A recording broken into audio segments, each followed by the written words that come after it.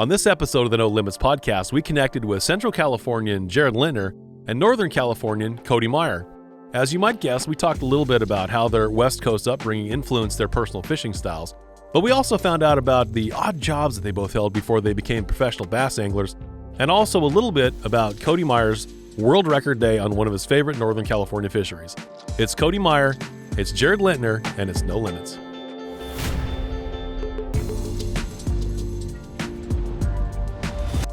How long have you two known each other? I mean, you fished the same places. You mentioned Clear Lake. You've both fished Clear Lake for a while. Clear Delta, Lake, same Shasta, thing. Delta, I would guess for, I don't know, over 15 years anyways, roughly. I can remember. Oh, man. Okay, this is a long time ago.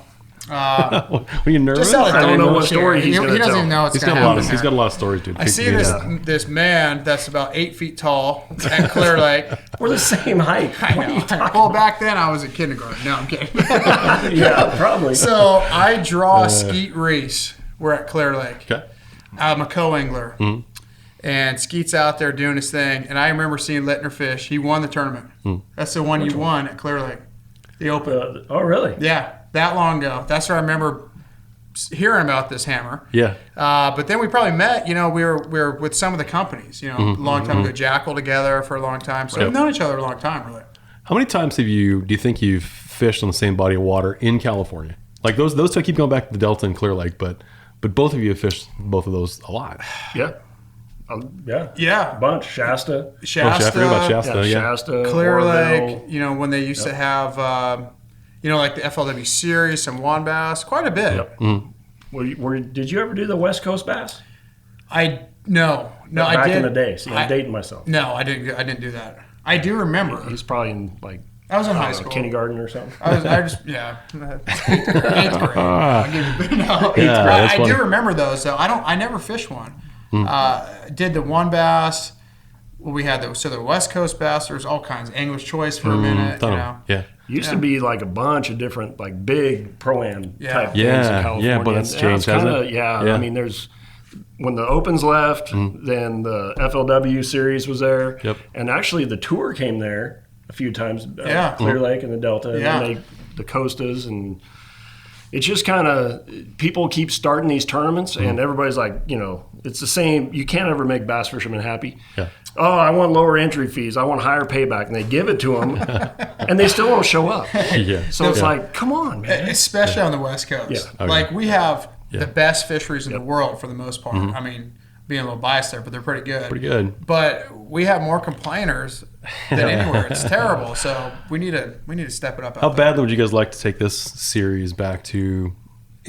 We'll talk about some fisheries here, but I'm sure you'd love to have it back west. It would be awesome, just for the pure, the purity of it, and like our lakes, like Clear Lake is not a big lake. Even Shasta is huge. Yeah. But what happens is these fish continually get stuffed in the live well, brought back. I mean, they're constantly getting shuffled around, and so in this format, I think it'd be really good to teach the general public and bass fishermen, dude, this is protecting our resource, and it's going to do a lot better fishing tournaments than the way it is now. Like right now, California has a deal. What is it, July 15th? It's June 15th through September 15th, 6-hour tournaments. Yeah. You can't keep a fish captive for more than 6 hours. So basically, from June 15th all the way through the summertime.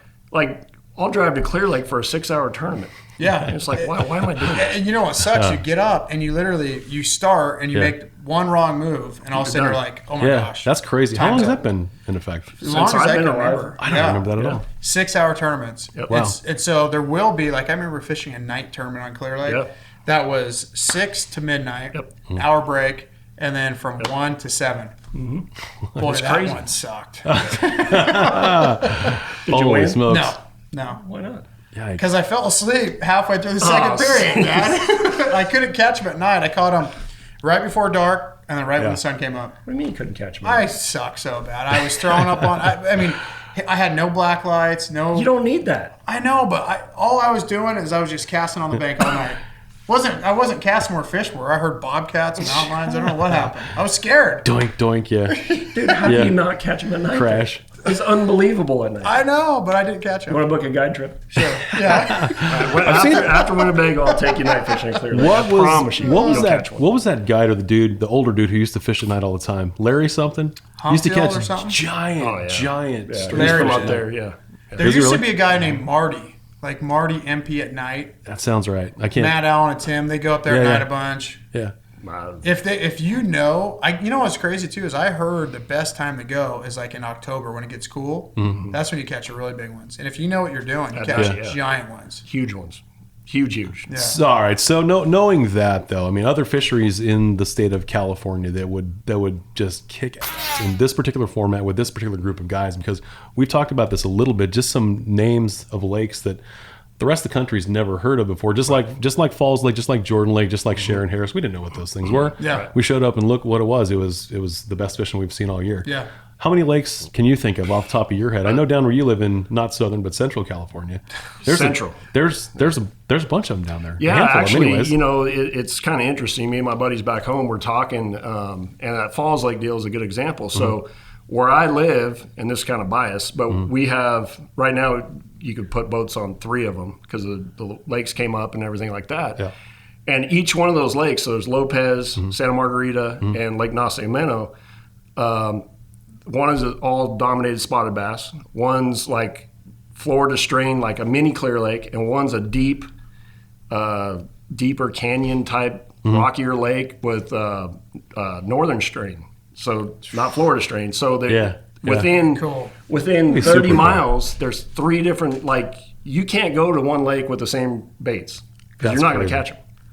So it's like, and they're big enough. We have 40 to 60 boat tournaments there week in and week out. But this format would be so cool. You could have, one day here, one day here, one day there. And it's, you can't just take off and do the same thing over and over. Yeah. But those are neat little lakes. But I know Maloney's. Yeah. Okay, so that area. Back in the one bass days, me and my team partner Tim qualified for this championship, and Maloney's was I'm talking like 20 years ago, maybe 15. Yeah.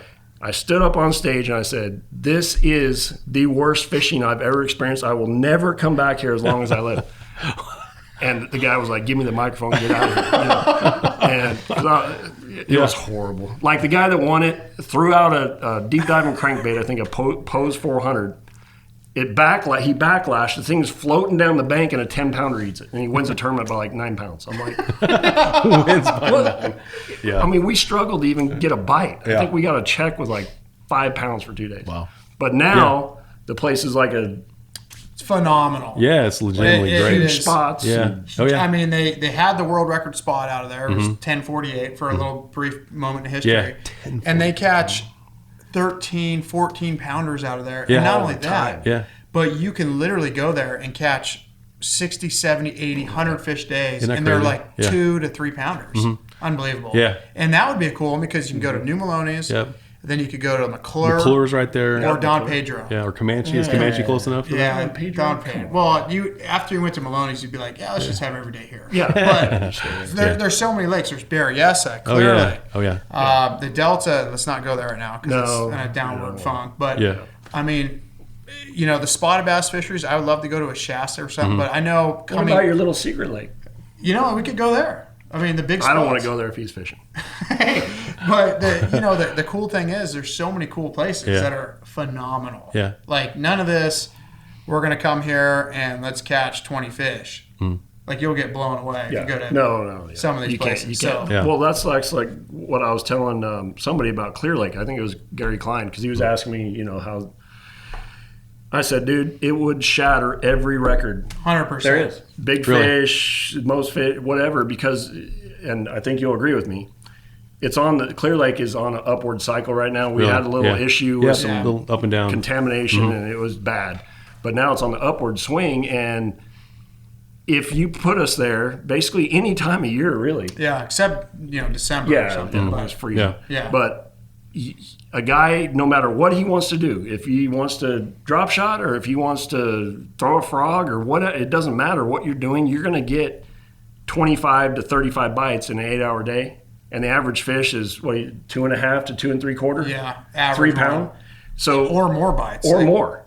or more. Like right now, if you went to a rock pile, dude, you freaking sit there. I mean, catch 60. Yeah, and if you when you get that many bites, you're going to get 4 to 5 or 6 that are 5 to 8 pounders. That's crazy. So do the math. I mean, that's 100 pounds. That sounds horrible right now. It's so bad. We're on Winnebago. We're literally, I've seen every boat in the field fishing, and we're dreaming of Clear Lake. Yeah. If we went to Clear Lake, this guy is so good up there. You know. Here's the deal. He'd have 2 ding bells. Yeah, but no. Two ding bells. Here's the deal with that, though. Okay? Double ding. So I've been thinking about this actually. In this format, though, because Clear Lake, right? You're going to get a lot of bites doing whatever, like I said, but like you said, you know that lake too really well. Yeah. So does Skeet really well. Yeah. But we're so conditioned to bypass maybe, dude, we can catch all the 3-pounders over here we want. We don't even go there. Yeah, right. You go and you get less bites, but they're bigger. So not knowing exactly, I hear it from my buddies all the time when they go up there and fish. Dude, I caught 125 bass today. Yeah. What was your heaviest weight? Maybe like 13 pounds. Yeah. If you went with a shaky head and a drop shot, you have to fish like that because you would be catching so many fish. It'd be unbelievable. That's crazy. Yeah. I didn't realize there were many fish in that lake. It's on. I'll tell you a story. I remember, when the Aquaview camera came out. Okay, we were up there. That's how he figures all this stuff. Yeah, I don't even have one anymore. But I remember going up and I caught one on a dock or something, or you'd fish down the stretch of docks where I've caught them in the past, and wasn't getting that many bites. And I dropped that camera down, and I'm not even exaggerating. There was like 100 fish under every single dock, and you couldn't catch one. And then, I was there the middle of April this year, and they pulled up the spawn. And when they pull up, it's the coolest thing you've ever seen. There will be 10, 15, 20 jumbo bass under every dock, and you just going by each one like, oh my gosh. And you pick something, you occasionally catch one. Yeah. But it is so cool to see the big ones. Yeah, like he said, last spring was the last time I fished there in the spring. And I was going down this reed line. They hadn't come up yet. I was catching pre-spawners and stuff. And it got warm and still and hot. And I'm like, dang, man, they should move up. And I was over on the set of reeds. And, dude, you could see them swimming underneath their boat and going to the bank. And it was the most insane. There's like just a herd. It just kept coming. I'm like, that's unreal. So are we going there? Gosh. I mean, please, can we? I wish we could. I love it, man. I wish we could. And the thing is, everybody would love Clear Lake. In this tour, if you didn't like Clear Lake, then you got a problem. Because like I said, you can do whatever you want to do. It's not you're going to have to go there and drag a jig. No. Yeah. You could. Yeah. I mean, and what's cool is every time a tour has been out there from this part of the country, or the California people. It's amazing to me how we think we got it all dialed in, and then they'll bring in some new bait or new technique, or just look at things different, and you're like, holy smokes! I fished around this stuff that many years. I would have never thought to do that. Yeah. And these guys are just smoking. Could we fish that for 6 days in a row, though? Yeah. You could fish it for 25 days. Really? You would never even touch. You wouldn't even have to shake a fish off at Clear Lake. No. You don't shake fish off. No. Like, there's so many fish that would just keep moving up. It's ridiculous. I mean, it really is. Yeah. It's unbelievable. So looking back, we're at the final regular season event of the year. Looking back at the places we've been so far, what has been your favorite? Your 2 favorites? You first. My 2 favorites. Yeah. Well, I liked Chickamauga. Granted, I had a good tournament you did pretty good there. But just the way that it was fishing, it wasn't everybody's doing the same thing. You guys were spread out doing a lot of different things. The lake was big enough, and I like where the fish are coming to you. And it's kind of a pre-spawn, spawn, a little bit of post-spawn. And I like that Falls Lake area. Yeah. But I also, after talking with Marty Stone, he's like, dude, we hit it perfect. Like, if we would have been there the next week, I think some guys went to that Jordan Lake 2 days after we fished it, and they caught 1 fish. Because they dropped the water out of the bushes. No kidding. Really? You could not catch it. He was like, everybody would have been on those bridges and just throwing crankbait or whatever, shaky head. Just praying for a bite. So we hit it just right, but I like experiencing those new places. Even here, I was looking forward to coming here. Wait, you're not having a good time or what? I mean, you know, my wife and I, we found a good steakhouse. Weather Vane for breakfast. The breakfast is pretty good too, the right? Weather Vane. Yeah. She took me there today. Yeah. Dude, you got to have breakfast there. Yeah. Where? Weather Vane. Weather Vane. Really? Yeah. Dude, it is really good. They believe in big plates of food here. I like it. We're around Oshkosh area? It's not too far from. Nina, how do you say it's in Nina. In Nina. Nina. Yeah. I've been calling it Nina. See, that's in Northern California. So you're, Nina. Hey, but also when I'm driving to the ramp every morning, I see Lake Butte de Morris, and I know it's not Butte de Morris. And, I was calling it Winnebago, and it's Winnebago. Right? Yeah. How do you say the other lake? I just said Polygon and Wintercom is what I've been calling them. Wintercom? Wintercom, yeah. Yeah, he has a way with words. It's the wrong way, but it's a way. Yeah. What high school did you graduate from? Those small buses now. Yeah. Yeah. Your favorites so far? Winnebago, no. I'd have to say Table Rock, because I did good there. Yeah. Smith, yeah. I like that. But I like Chickamauga too. I didn't do great. I made the cut, but just having that opportunity of those big fish. I caught one that was almost 8 pounds that tournament. That is so much fun to me, catching those big ones. So there's Smith, Table Rock, and then really Chick. Yeah. For me. So about that last hour of that one day on Table Rock. Yeah. How cool was that? Because it sure looked cool. I mean, everybody saw it live. You looked like you were having the best time ever. But yes. Wait, what happened? So the whole tournament, this is how it ran down. We got some time, so I'll tell you. Is this on championship day? No, this is on what day was it? So this was knockout round. Knockout. Okay. Round. Yep. So the first day of the tournament, I was up to White River. I was catching them kind of where I caught them in stage 6, but they moved out offshore. Caught a bunch of fish, and then kind of started dying off. And I worked my way back, and I wanted to go down. I was by Kimberling City. I wanted to go to the dam, and the last 20 minutes, and I thought, well, you're kind of caught because you don't want to run all that way and waste the time. And I pulled over to a point and never fished, and caught 2 at one time. I caught 7 in the last 5 minutes. It was awesome. So you think I would have started there on my elimination day, but no, I go back up the river, don't catch anything, and I end the second period there. I know. Why would you do that? I wasn't thinking. I was just thinking, it was an evening thing. So I pull up there and I catch 30 pounds in about probably 45 minutes or so. I thought, cool. So I started the knockout round there, caught a bunch of fish. I was in contention for that top 10 cut, ran out of fish. So literally I told my boat official, I said, dude, we need a Hail Mary shot. Like, our 20-something pounds out, we're in 25th place. And so I just started running around, and I happened to pull up on a point where I saw a couple fish schooling. I run up there, and I caught one had a bite every single cast for an hour straight. Every single cast. Well, what? Top striking sexy dog, a little swim bait. That's all I threw. Every cast, I got a bite for an hour straight. Caught 26 scoreable fish. A couple times I'd have one on, and it would come off, and another one would eat it, and I'd catch it. One time I had like a 2-pound spot on it, reeled it in, and a 3.5-pound smallmouth came up and grabbed it, and the spot come off. I got the smallmouth every cast, and at one I got a couple penalties in there too, like 4 penalties. Yeah. So that's how good it was. And my boat official said, "Thank God you got a penalty." I said, "What?" Because he was trying to type it all in. And so for me, that was the best hour of fishing I've ever had in my life. That looked insane. Crazy. It looked insane. Like and you didn't even fish it prior to that. No, like you just rolled up, random, showed up, never fished in my life, and they were biting. And so then, championship day, I go there. The only problem was we started at 7:00, so I got there about 6:40, and they're schooling like crazy. The sun was up, and then by the time 7, the sun was almost off that point, and I still caught 10 or 12 fish there. Yeah. But I really feel like, that spot, either early in the morning or, afternoon or evening, that was like one of the best spots on the lake. Had to be. Would you guys like to see some more of that evening stuff?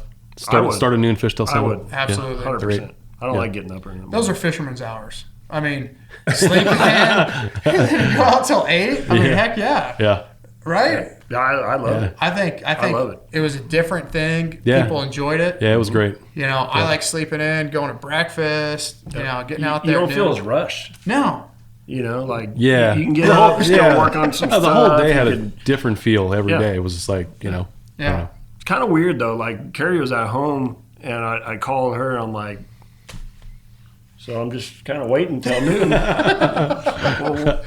what are you going to do? I'm like, I don't know. Retie some rods again? Retie them again. I mean, what do you do? But, you know, and you think, you know, you're like, oh, man, I'm going to sleep in until like 9. Yeah. No. You get up at the same time. Yeah, your mind won't shut off. Can't change. You're thinking about it the whole time. Like wide awake. There you go. Well, yeah, hopefully we do some more of those. Yeah, it'd be fun. So as we head into this tournament, like you did really well, needed to do well in order to possibly qualify for Red Crest. You've had a strong season. I mean, had a handful of top 10s. Yeah. So nervous, anxious, excited. You know, ready to go. I'm ready to go. I actually am not even nervous. It's after that last hour of fishing at Table Rock, I kind of felt like if this is going to be meant to be, it's going to happen. Yeah. And I know in the past, different circuit, you know, the Forestwood Cup or whatever with FLW, you stress so much about it and you take yourself out of it. So now it's just like, you know what? If I make it, it was meant to happen. Yeah. I mean, because I started off the season, the first 3 events, missed the cut. Yep. You know, lost fish, wasn't on fish. Conroe didn't have a clue how to get a bite. To these last 5, you know, up until this point, you know, yet to be determined tomorrow, but you know, really kind of started catching them. So I feel like, you know, I have some momentum, but who knows if I'm going to make it or not. But after that last hour, if I didn't have that, there's no way I even have a chance. That's right. That's true. Yeah. That's what I feel about it. Yeah. It's kind of funny how it all works out. The kind of odd little peaks and valleys and momentum things that happen. You speed up, you slow down. Yep. Unless you're like Sprague or Evers and you're just like 100 miles an hour the whole way through. The whole way. It's crazy, man. I mean, Sprague, I saw at Table Rock, snags the biggest fish of the tournament in the tail on a crankbait. Yeah. Just cranking along and, dude, big one. Snagged in the tail and he caught it. It's crazy the way that stuff happens, though. Yeah. Like at Falls Lake, same thing, dude. I'm throwing, actually, Swindle just got done fishing it, I think, because he was going out. And I'm throwing my crankbait and I'm like, oh, there's one. And this like 6-pounder comes up and I'm like, oh my gosh, it's a big one. Right? And the crankbait's like right here. And I got him. Yeah. I'm like that. And she does this. And I see my crankbait go like she was going away from me. The crankbait comes out, snags her right in the top of the tail. Like, I watched it and I'm like, oh my God, I still got her. And she is right down the bank. I landed her. Oh my gosh. See, that's... How does that happen? Nice. Without that, I don't make the championship That's right. cut. So, like him... Yeah.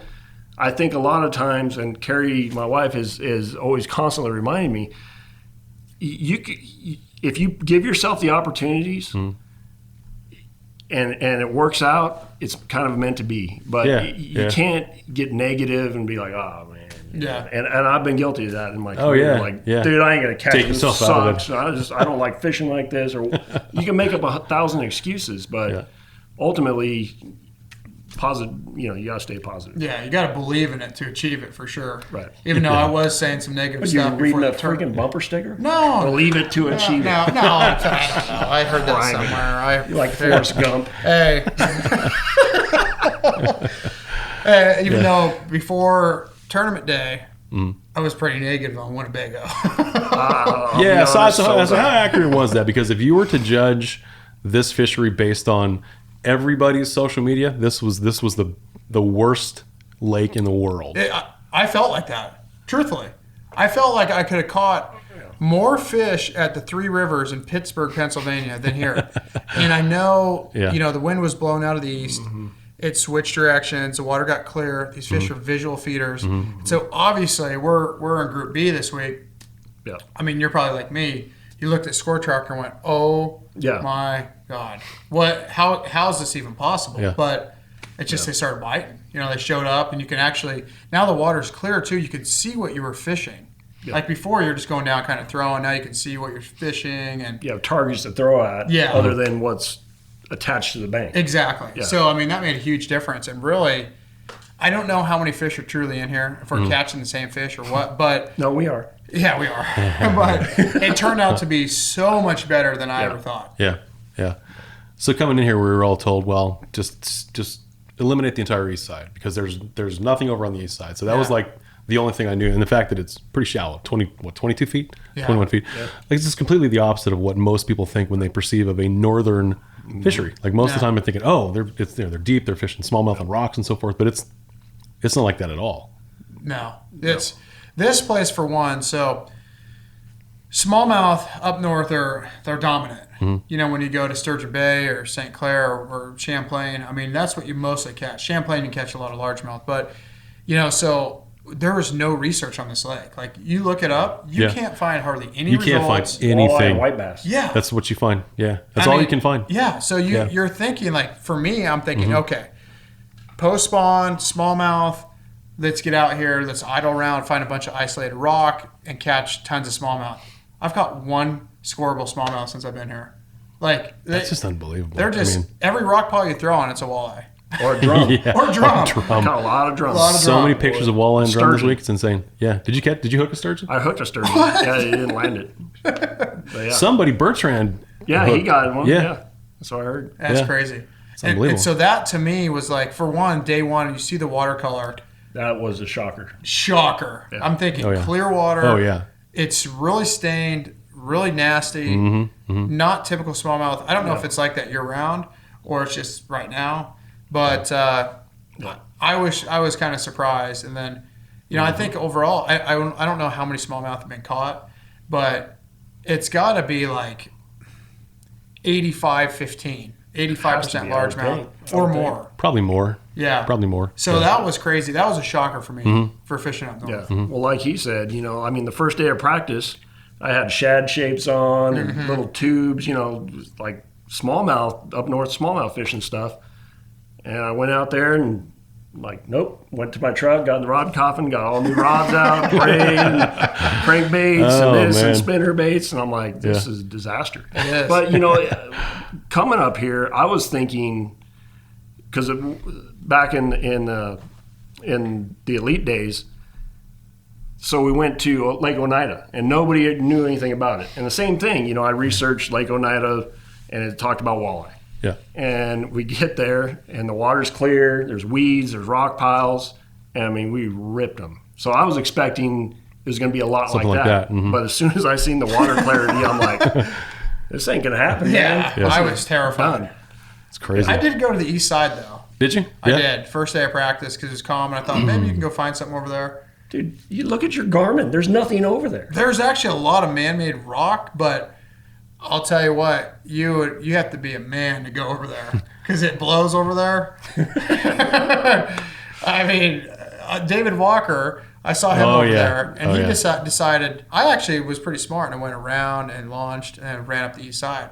He went straight across the sea. Yeah.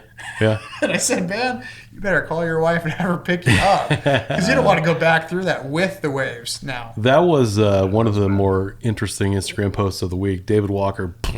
Yeah.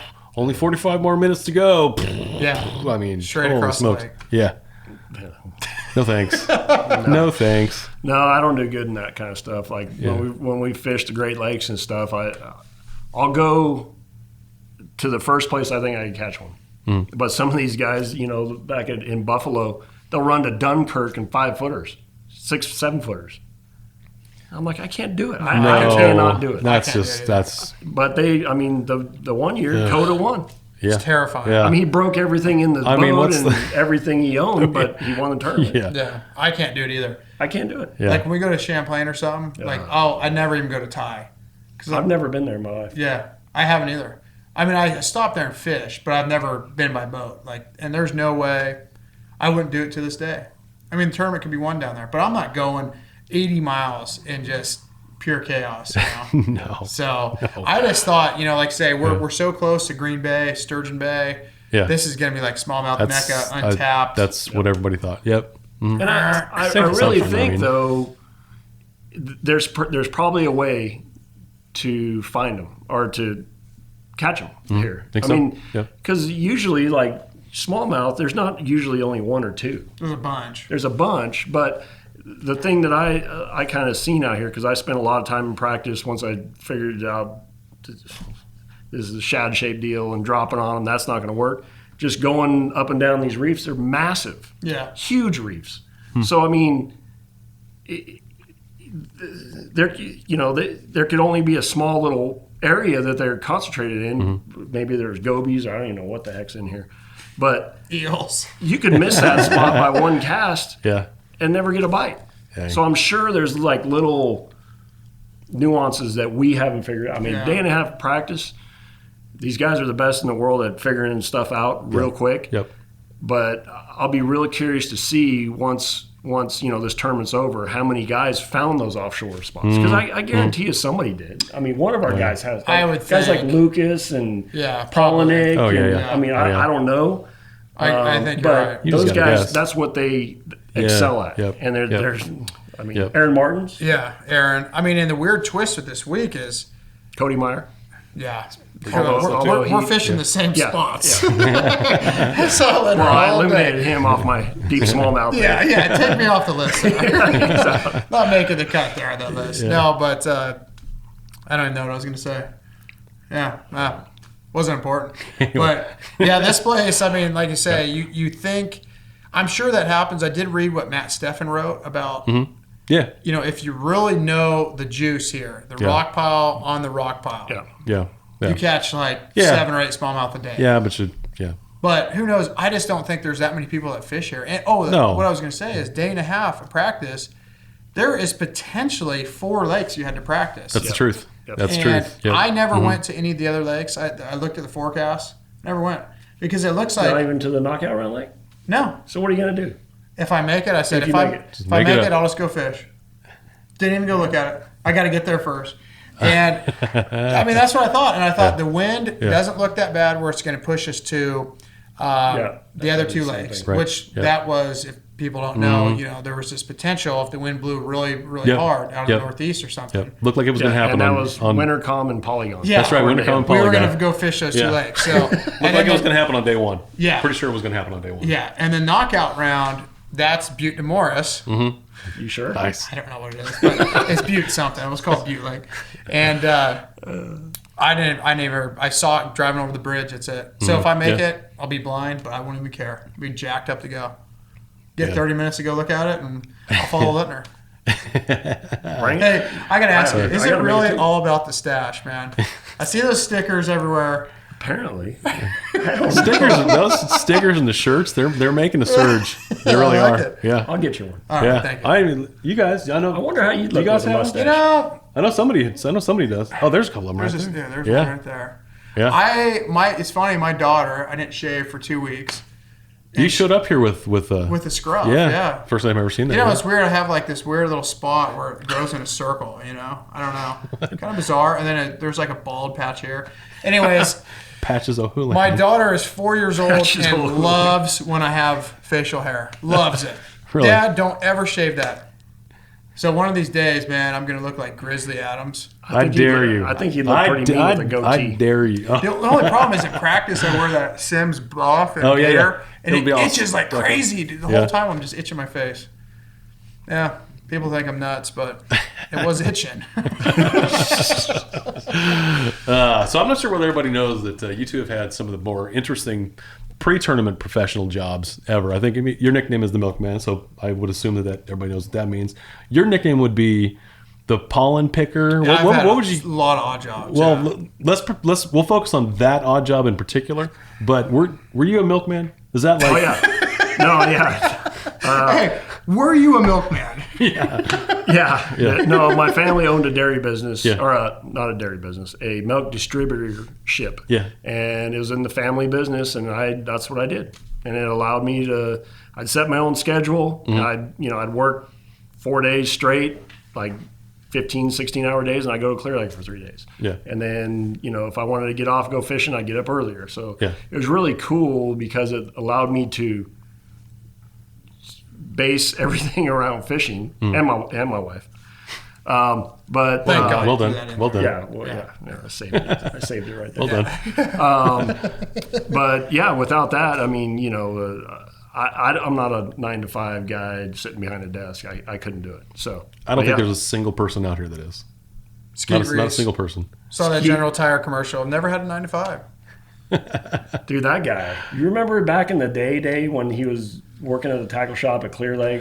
At Outdoor Pro Shop. Sleeping in his van. I don't remember that, but I traveled 1 year with Mike Reynolds, who used to be a big-time fisherman on the West Coast. Yeah. Yep. And he won a tournament and got 10 grand. And Skeet said, 10 grand? Oh, my God, what it would be like to have 10 grand in the bank account. Now Ski laughs at all of us. Yeah, I know. It takes him $10,000 to fill up his gas tank. I know. Yeah, exactly. Yeah. So. Wow. So what's up with this pollen picker? Oh yeah, this is. So where do I start? So, I used to be a car wholesaler. I wasn't a car salesman. So you weren't a used car salesman? No. Ish was. Was he really? Yeah. Oh yeah. Russ Lane was a car wholesaler, just like me. Wow. I thought Russ Lane was a baseball player. No, seriously, I thought he was like. That was his dream. Okay? He played some baseball. He played some minor league ball. He did. That's true. Okay. But he was a wholesaler because we got talking about stuff. Long story short, I couldn't even sleep at night because you had to sell cars to the used car salesman. And I was good at it. It's just when you're dealing with used cars, there's a lot of stuff that's wrong. And I thought, man, I'm going to sell this car. Some single mother's going to buy it. Anyways, got out of that business real quick. Wow. So then I became this pollen picker. Yeah. What's a pollen picker? What is it? So there was this guy that my father-in-law, he was friends with this guy, real strange guy, was a school teacher, a science teacher. He made $40,000 a year. And after school, he would go collect pollen. And he made about $500,000 a year after school. He was only teaching for the benefits. Well, his brother got me into this. This is like an SBU episode right here. I was about to say, Yeah. You sure it's not Walter White, teacher, pollen picking? Yeah. Mm-hmm. This isn't like Breaking Bad or something. It's actually pollen. So he got me into this, and he says, man, you want to help me pick these acacia trees? I said, what? He goes, we pay $7 a pound. And it was super easy. What you do is acacia trees would start blooming. And why you'd pick this, because if you're allergic to pollens, like acacia tree, this guy processed the pollen, sold it to this company. They would give you an allergy shot if you're allergic to it in a small dose, and then up the dosages until you're immune to it. So it happens with everything. Oak trees, dandelions. If you're allergic to something, there's someone out there picking that pollen. So they would sell it to like a pharmaceutical company? Yes, or? This biopollen. That's who bought it, and then they do it. So he's the only guy in the nation that did this. I would get paid $7 a pound. You can pick about 200 pounds a day if you know what you're doing. What's the math on that? I don't know, but it was good. It's $1,400 a week. A day. A day. Yeah, big baller. So, but that season was from about end of January until April, and you'd start in the Bay Area and you'd work all the way, kind of up Northern California, all the way to about Redding. And this acacia tree, it worked across the whole United States. So there's 100 different species of acacia, but these 3 that we picked worked for everything. So this guy had this market. It was unbelievable. So he'd send me out there. You have to know what you're doing, for one, because when a flower will germinate, the seed's gone, which is what you need to have that pollen shot. So you'd have to find it right when it's about to open up. You would go up there and you'd pick the pollen off its trees. And this stuff was worth more in its weight than gold. And it was free. You'd go to someone's house. Like I had this little loop I did this for years. I'd go to this, couple guys' house. Hey man, do you mind if I pick that pollen on the tree? He goes, what? Yeah, I'm just going to take it off. Why? Well, people they're dying from this tree. This was the car salesman coming out. But people are dying from this tree and blah, blah. Oh, dude, I hate that tree. Go ahead. And so you would pick all this pollen off, you'd bring it in a bag, you'd go up there, and it was worth more in its weight than gold. And it was completely free. That's crazy. Yeah. So then when that got done, we did cypress trees, all kinds of stuff. I mean, it became this job for me for years, and I made great money at it. And again, I would work until about June, and then the rest of the year I could fish. This was prior to your wife? No, right when I met her, I started doing this. And she was like, I'm dating a pollen picker? She didn't. She wasn't proud. Oh, you probably said. I mean, she wasn't proud. No, but she was actually going to school at the time. So you knew there was like at least a future. There was a future for me. I was one day going to be done with pollen picking. Because she went to school and doing the right thing. Yeah. And then here I am, just a selfish bass fisherman pollen picker. But no, really, you could make on a really good day a bunch of money. That's crazy. $1,000 was super easy to make a day. Really? Yeah. How old were you at this time? I was about 23 or 4. Yeah. Making $1,000 a day. I was a rock star, man. Yeah, I was. See, where'd that money go? I don't know. Gone. Oh, yeah. Well, you got a wife and kids now. Yeah. Yeah, exactly. The diapers alone. But just you don't even think about that stuff. But there are so many odd jobs out there. Oh, yeah. And if you're allergic to something, whatever it's going to be, there is someone that collects that pollen. Mm-hmm. Yeah, milkman. How do you get the milk from the truck to the house? There is a guy that does it. That's right. I didn't deliver. I didn't do house calls. All right. Let's just start there. All right. Maybe a couple times. Yeah. How well do you think you two know each other as fishermen? Like, how much do you think you know about him? Things he does well. How much do you think you know about him? Pretty decent. Pretty good. Scale of 1 to 10. You think what? 7, 8, maybe? 8. Okay. All right. So we're gonna play a little bit of a game here. So we're gonna play. We're gonna play Bass Pro Tour Fisherman Jenga. So you know how Jenga works, right? You like pull a little thing out of the tower. All right. So you have Cody Meyer, all of the characteristics that he does, the things he does the best. Okay. And you can pull one of those out. That could be yours. What would it be? Pull one of them out. Mm-hmm. Yeah. One thing he does really well or knows really well. Topwater fishing. Okay. That's your Jenga piece from Cody Meyer. Topwater. Yeah. It's a good one. Yeah. It's a good one. Yeah. Mine's shallow water grass flipping. Snatch that sucker out. Taking that, yeah. Yeah. Mm-hmm. Because he's pretty good at flipping grass. Sometimes. I love it. Yeah. Yeah. Do one more piece. Yep. Well, I mean, he is really good with a drop shot and stuff, and I'm still learning. I mean, I enjoy to do it, but I'm not going to pull that one. I'm going to say, man, it's a tough one. I'm going to say fishing deep with a football jig, because I win a lot of tournaments back home doing that, and I know. Yeah, I fished around him enough that if that's the deal going on, and I see him over there, I'm like, well, I'm not going to. Why go there? I do love doing that, man. That's fun biting, huh? Dude, yeah. Well, and see, in California, that's more of almost a year-round thing. Whereas, when you're at Kentucky Lake or Gunnersville, that's like a real small window. Like, 2 or 3 month window. Yeah. California, I mean, you could do it from December all the way through the year. Yeah. I mean, you can catch them. You can throughout the year on and almost football jig. Almost all the lakes, except maybe the Delta or something. Right. Yeah. Yep. Yeah. The Delta is different. Yeah. Yeah. From Shasta all the way to Southern California. Yeah. You football jig. So the true Southern California, or just the central Southern California.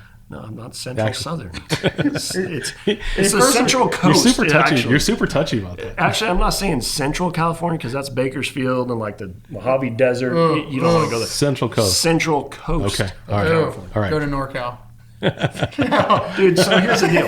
So you'll be like, when I go up Clear Lake or whatever, and actually my wife's sister lives in Orangeville or Orangevale or something. Yeah, somewhere. Right near Roseville? Yeah. Yeah. So kind of by these big leaguers skeet, and they have these like palaces up in Auburn or wherever it's called. Yeah. I mean, they have big signs on the freeway of these Skeet guys. guys. But what was I saying? Oh, yeah, they got these guys are walking around NorCal on their hat. Those are stupid. I'm like, wow. Dude, he's got a tattoo of one. No, I do not. I have no tattoo. He got a tramp stamp that says NorCal. God. Hey, I do have a Don't buddy. be ashamed. Listen, we know a mutual friend that does have a tramp stamp. That is horrible. I was like, my God, what were you thinking when you got that? Dang. I wasn't. Wasn't. No. I don't Passed think he was out. awake. Yeah. Crazy. You get one more Jenga piece. So for me, like you say, I love doing the topwater. There's certain ways you line up offshore topwater fish and all that. But I mean, Lintner is so good at that shallow grass, buzzbait, frog. I mean, I want all that, some of that to mix in with the topwater. Frogging, buzzing, flipping grass. So he's those taking two like 6 pieces of yours. So he keeps telling me that he's going to invite me to his little lake, Lake of the Pines, I think, or something. Corey. Because like I said, every time his Instagram, there's 5 9-pounders. Oh yeah, freaking the frog bites wide open. I'm like, thanks. You guys should have a lake exchange program. We should. You go up there, him go down there. He's going to come up this year. Yeah. We're gonna do it. We're gonna do some filming. You need to have a good time. Yeah. Tack Warehouse just came up. Are you gonna wear your NorCal hat? No, I actually don't own one. He doesn't have to. He's got the tattoo. He doesn't. I got the tattoo. It is phenomenal. What is up with that though? The NorCal thing. You go to LA, you don't see stupid. people. It's like this thing that's a dream. I think it's just like you're living in your mom's basement. You got nothing better to do, so you buy the hat. I don't know, honestly. My brother-in-law, love him to death, Brent. Oh, no. But he always says, "NorCal, baby." Oh my gosh, this guy. I don't say that. Now I do say when I meet someone, especially in the South, where are you from? Northern California. Yeah. But I don't say NorCal. I think that is pretty SoCal. No. Yeah, no. Central Coast, California. Yeah. Central Coast. Right on the beach. Everyone always thinks, you're from California. Oh my gosh, you got those giant swim bait fish in Southern California, the 20 pounders. No, we don't. We got Clear Lake though, and big spotted bass. Yep. Yeah. Huge spotted bass. Yeah. So how many have you, since you caught that lake record or the world record? Yeah. Do you continually catch them? No. That is it kind of played out now? You do still catch big ones. Excuse me, big ones. I've caught some 9-pounders, another 10-pounders. Just 9s. But prior to that, mostly kind of my fault for putting it out there. But hey, what do you do when you catch one that big? Yeah, you got no. You had those days where you'd catch 6, 7, 8 to 10-pounders in a day. Unbelievable days. That's insane. You can still do that. I just don't feel like they're there as much. There's not as many. Problem number one being, you catch a spotted bass that big. Most of them are pretty deep. You put them in the live well, they're going to float belly up, and they'll swim off. But I don't know if they make it. If they're in the live well all day just to take some photos, I've been guilty of it. I do pop them or fizz them right away. But so that's kind of taking effect, and just the basic part, like. If we were out here on Winnebago every single day, all these people, these fish would be so smart, and that's how those fish are. Extremely smart now. So you think there's another lake somewhere around there There is. Secret lake? I know of one. Oh, my gosh. Potentially world record? Yeah. I know of another lake that I've caught 8, 9-pounders out of, and I've seen jumbo spots, and I'll never say where it's at. You're calling a jumbo, so jumbo, what qualifies as jumbo? 8+ pounder. Because at the one leg, Bullard's Bar, everyone knows, you catch a 5 or 6 pounder, you do not take a picture of it if you're a local guy there, because it's just not a big one. Yeah. And that sounds crazy. You go to Smith Lake or something, that is a giant jumbo spot. But there, it's really kind of an average fish. That's crazy. And, and it's not like that. Like, the whole state of California doesn't have big spots like that. You go to Shasta, you catch a 6-pounder. Now. Yeah. But a 6-pounder is a big one there. Yeah. And it's mostly... I think a lot that has to do with the kokanee. Those spotted bass lakes that have kokanee 100%. Are really good. Yep. Whiskey Town, this other one. When you think also Shasta's so big and they get on those salmon, those big spots, and the largemouth even, they get on those salmon, and Shasta's 400 feet deep or something? Yep. Oh, yeah. They just follow those. They don't ever have to live on anything. No. The good thing with nomadic. Like the smaller lakes, Shasta is so massive. The guys who catch big ones are trolling for trout, right? And they'll catch them. That's what I'm saying. They're just out. Yeah. Yep. They come to the bank to spawn, and then they don't go back to the bottom. Like, you never catch those great big spots on the bottom ever. They just don't use the bottom unless it's just a freak deal or the water's muddy or something. So, like, that's what they do at Shasta. The good thing about some of the other ones is there's ambush points, so they will filter through them, and they're more easy to kind of target. Compared to Shasta, there's 5,000 points. Yeah. And they're catching. I have a buddy that's caught a 9-pounder up there, an 8-pounder. Really? Yeah. Spot. Wow. And then, a guy earlier this year won this big tournament. He caught a 13 and won almost 9. I mean, so they're starting to show. Oh, yeah. Yeah. Unbelievable. Yeah. Crazy. Yeah. You ever fish Trinity? I have. It's awesome. I fished. Hard to get to. Yeah. It is hard to get to. Pretty remote. It's about 45 minutes outside of Redding, Weaverville, California. I fished a show there with Jared Edwards. Oh, nice. Yeah. We went up there, had a blast. But that's a really cool fishery.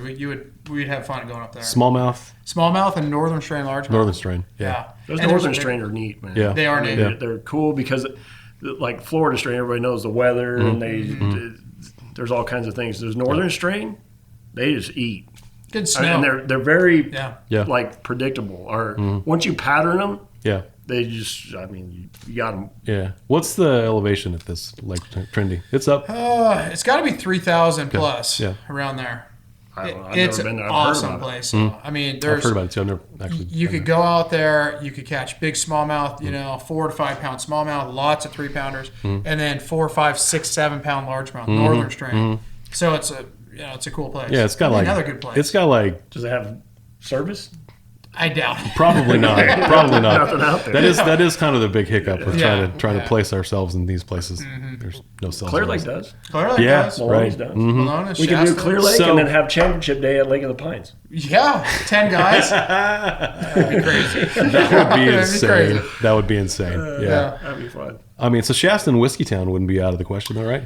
No. The Whiskey Town, the only problem with it is you don't get many bites, but they're big ones. I've never caught a spotted bass under 4 pounds there. Really? But I've never caught 5 in a day. Really? So it'd be tough. Okay. That'd be a tough one. Tough but there's a chance at a 7, 8 pounder. Those big ones. Here's the problem with Shasta, in my opinion, for these guys, because I've been doing this, and so has Cody, been traveling. The first term of the year is generally Florida or somewhere. Yep. So it's a long drive, and for these guys, they're like, "Oh man, it's a day, whatever." Yeah. It takes us 3.5, 4 days, right? Yeah. It always perturbs me when you go somewhere, you travel that far to a Winyah Bay or something, and it's not good,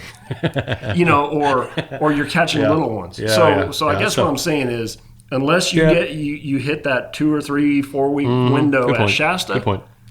Yep. I would feel bad for these guys to drive all the way out there and catch smaller fish. 81 to 1/8. Yeah. Do catch fish? I mean, you're going to catch them. Yeah. You don't catch big ones. Yeah. If you come to California, I mean, obviously I'd want to go to a Shasta or Orville, but not Orville. What is wrong with you, dude? Just selfish reasons. Just for his pocketbook. Him and Reasons for his checkbook. Would be the only people that even talk about Orville.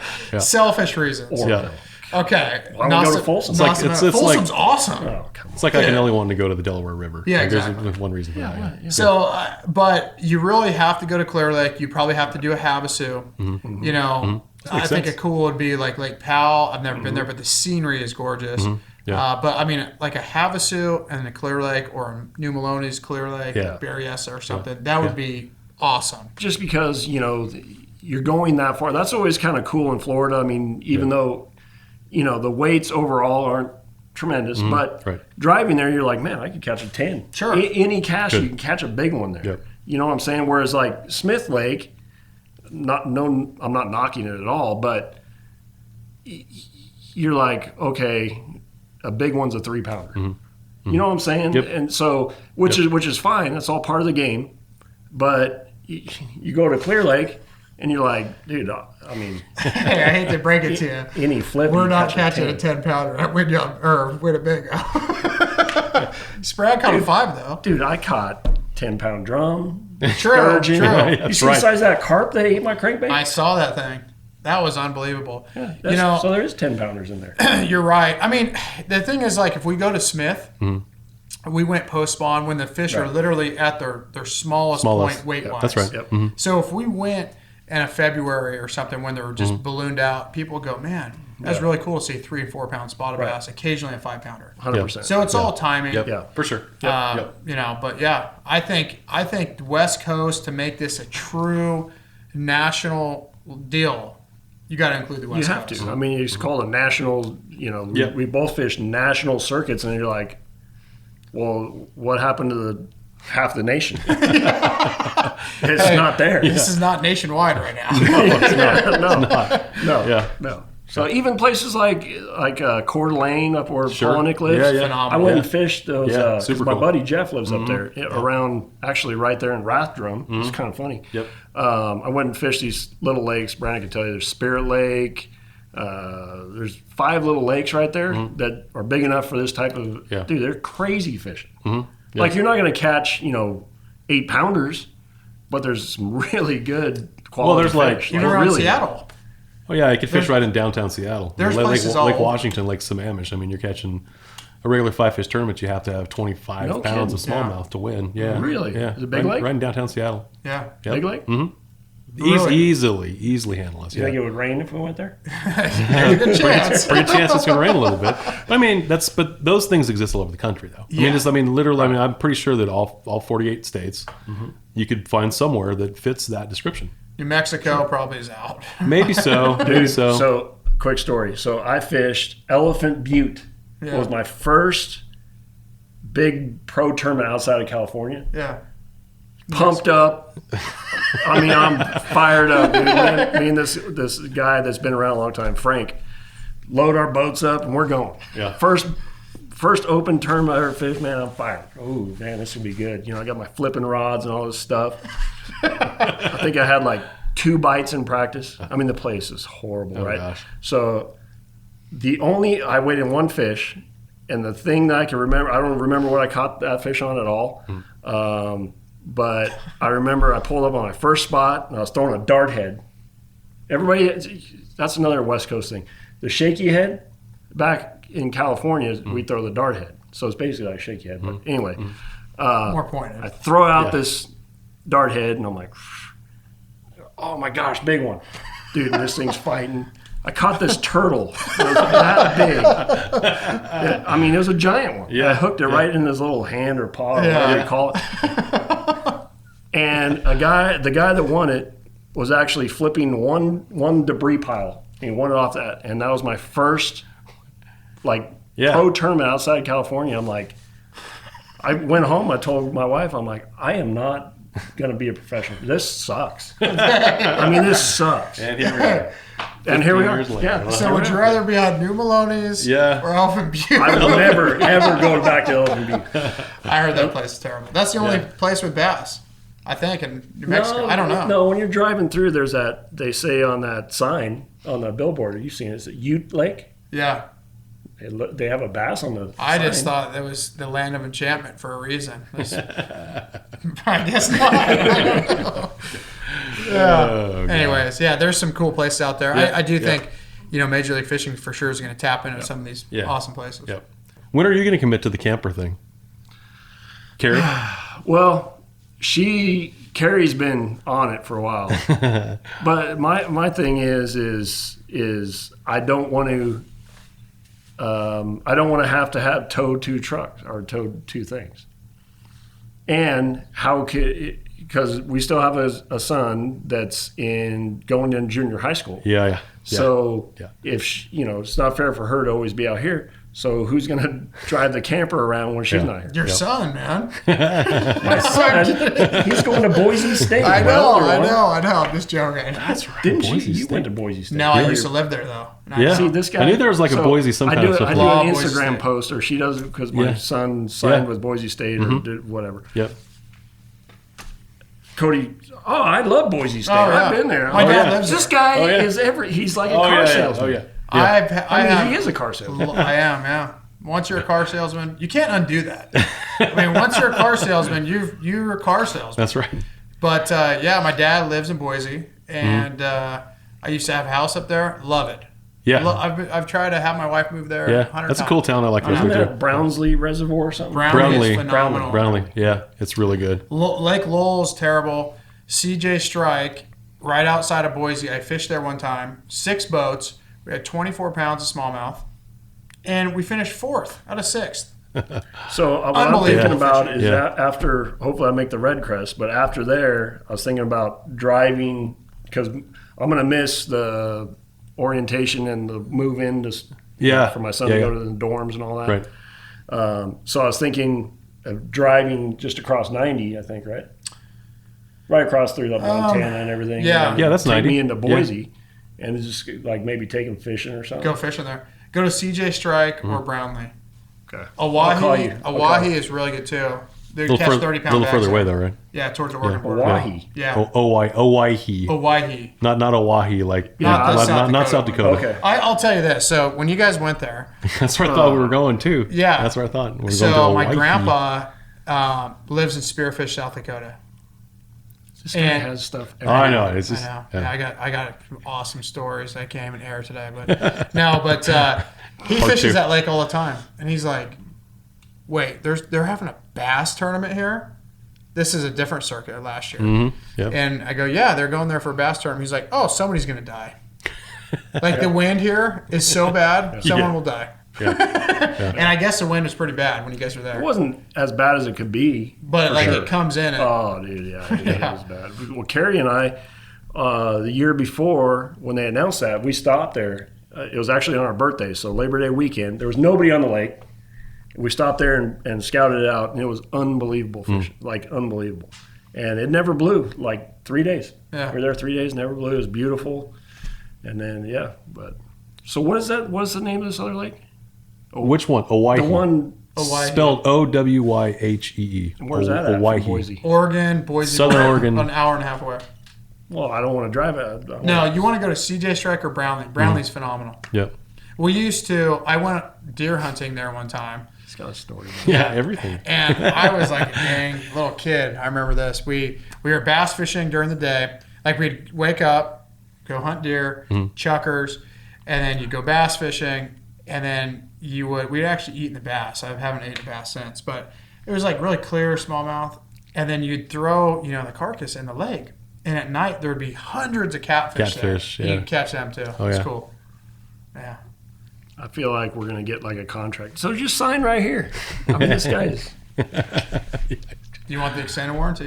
Yeah, pretty much. Yeah, you got that. Absolutely, yeah. You ever been to Mexico? We should probably. I have. I saw things I shouldn't have seen. See, No, I'm here we kidding. go. Tijuana, Ensenada, Cabo. Again. Where's your favorite place? Because Carrie and I, we love going to Alaska. And actually, we're going on a cruise in about 3 weeks. With Beehide, I heard. With Beehide, Yeah, Brenda. Yeah. Brenda? Yeah. When he gets cranky, you call him Brenda. I didn't know this. Oh, yeah. I got to remember that. Write that down. Brenda. He So gets we in go those to Alaska. moods. So where are your place? Probably like somewhere in NorCal. Probably NorCal. like Chico. No, Chico.